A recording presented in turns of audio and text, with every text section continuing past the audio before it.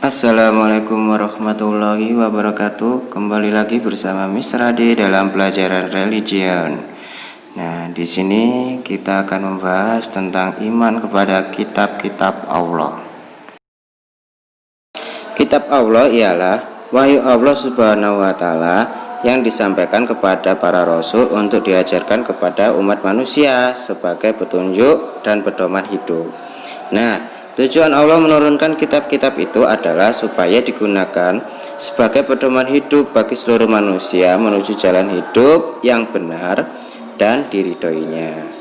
Nah, kalian harus tahu kitab-kitab yang diturunkan oleh Allah itu ada 4. Yang pertama ada kitab Taurat, yang kedua Zabur, yang ketiga Injil, lalu yang keempat adalah Al-Quran. Nah, mari kita bahas kitab Taurat. Kitab Taurat.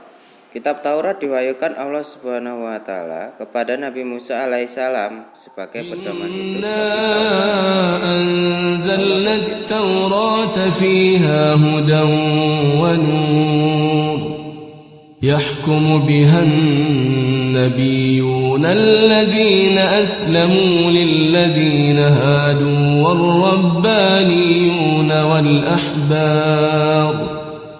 والربانيون والأحبار بما استحفظوا من كتاب الله وكانوا عليه شهداء فلا تخشوا الناس واخشوني ولا تشتروا بآياتي ثمنا قليلا.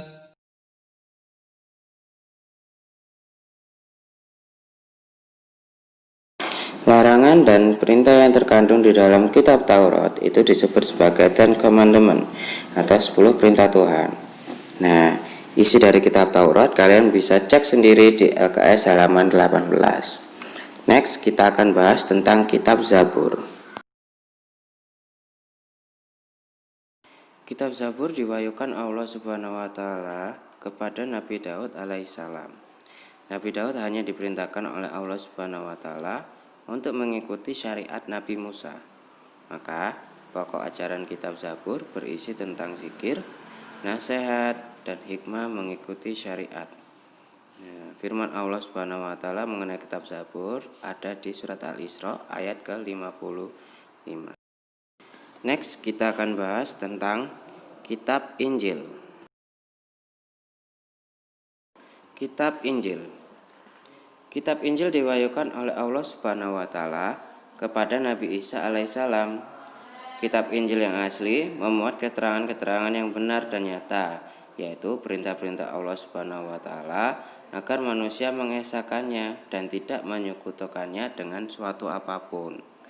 Nah, kitab Injil juga menjelaskan bahwa di akhir zaman nanti akan lahir nabi yang terakhir, yaitu Nabi Muhammad.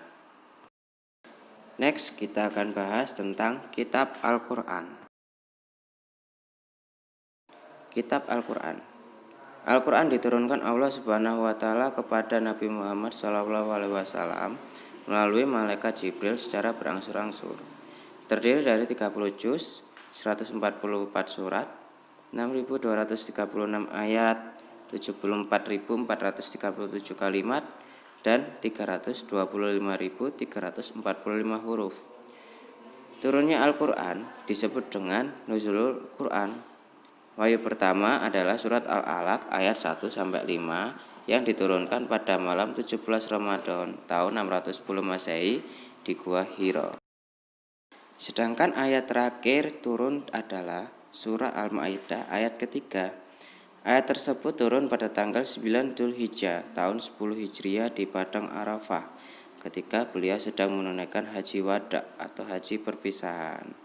Nah, Al-Quran ini juga diturunkan di 2 tempat, yaitu di Mekah dan di Madinah.